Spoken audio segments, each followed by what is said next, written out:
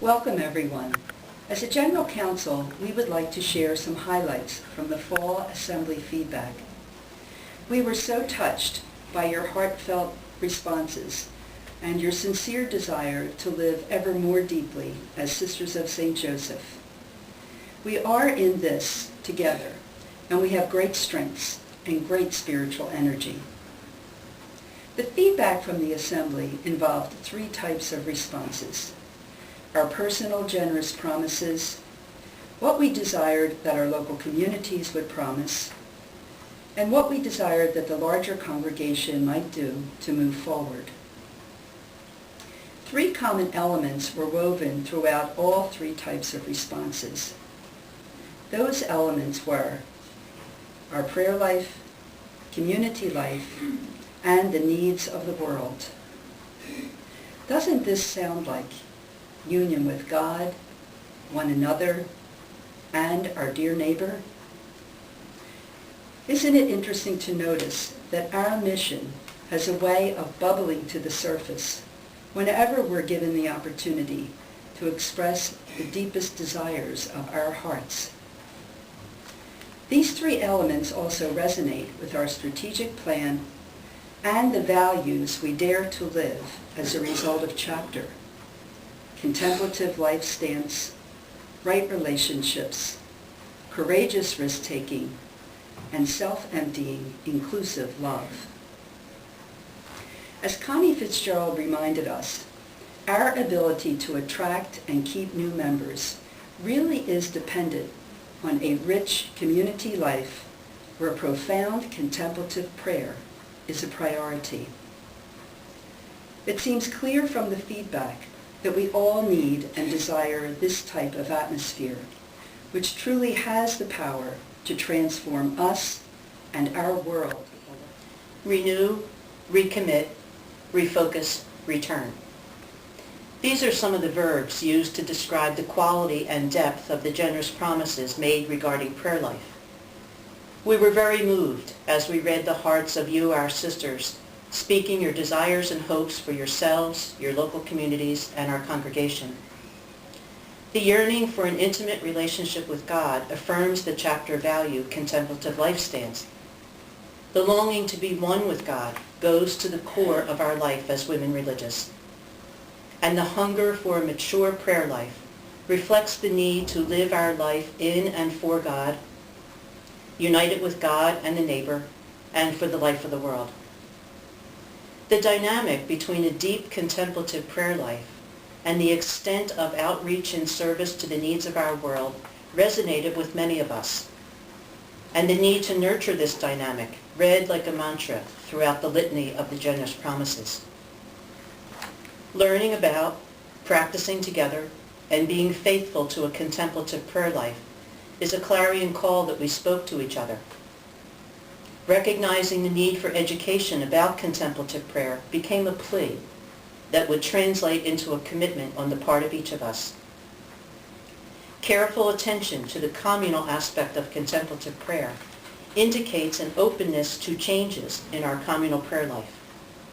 And the practice of sharing the state of the heart clearly rises to the level of a commitment made by a local community rather than an option. Renew, recommit, refocus, return. These verbs capture our heart's desire. May they become the actions of our personal and communal prayer. Connie Fitzgerald called us to an essential or radical community renewal, a transformed kind of community life. Our response broadly is that we are up to this challenge, at least in desire. Community life was one of the major trends in all 3 categories: in generous promises, desires for local community, and consultation responses. Clearly, the majority of us wish to live together in a meaningful way. In our generous promises, we identified a number of necessary attitudes: balancing work and community life, being available, inclusive, positive, thinking less about one's own needs and wants. Our desires for local community included elements from our own constitutions: providing quality time for prayer life, both individual and communal, meals together, and celebrations together. Finally, our consultation responses combined broad directives and specific actions, including to provide education on healthy community living, to help our sisters communicate effectively, to re-examine our structures, and you asked that leadership share our expectations around aspects of our life together. In other words, to call each of us and all of us. This is hardly a return to community life as we once knew it. It is rather, in Connie's words, a radically different community, consciously living in interconnected mutuality with everyone and everything that exists. In addition to our expressed desires to deepen our contemplative selves and to focus some attention on our life together, broader desires compel us to embrace more wholeheartedly the cares of our world. A number of responses from our sisters and associates were directed to how we might widen the expression of our mission of unity in today's world. Some of us desire to look with new eyes at how we might attend to our dear neighbor today.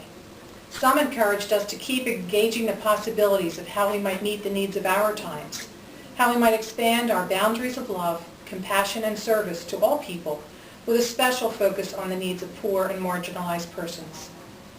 Some called us to offer prophetic witness by what we do and how we do it. Others asked us to identify the greatest needs of our time and to address them together.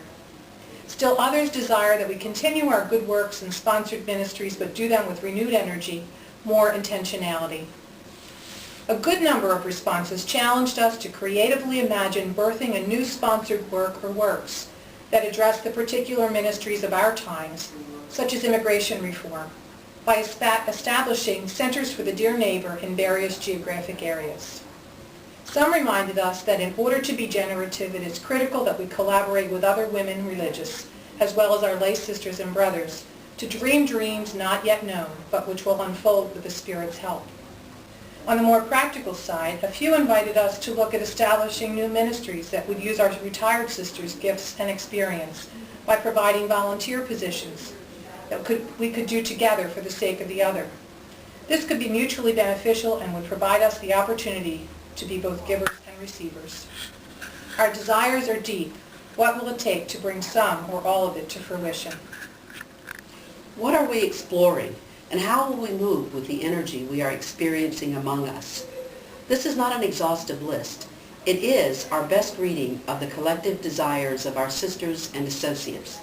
First, the prayer committee will organize prayer clusters around the order of the house, so that we may deepen our understanding and experience of the order of the house and the state of the heart. We also received a laminated card as a tool to help us grow in this practice from our earliest tradition. Secondly, we are exploring a way for some sisters to go to Haiti for a period of time to assist in the relief efforts there. Third, we are examining how best to develop an ongoing formation program involving the entire congregation that will focus on a renewed theology of church, religious life, and contemplative prayer.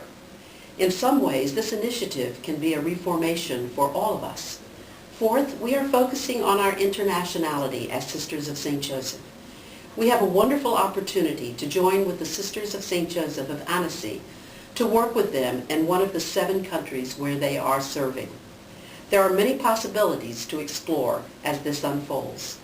Fifth, the newly formed grassroots groups will identify creative ways to address important issues like direct service to those who are poor, lay leadership development, social analysis to help us live the prophetic dimensions of our vowed life, and housing.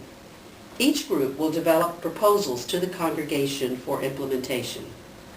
Overall, our faithfulness to God's unfolding action among us will lead us to a new consciousness and a new energy for our mission of unity. The 2011 spring consultations will further these ideas and suggestions.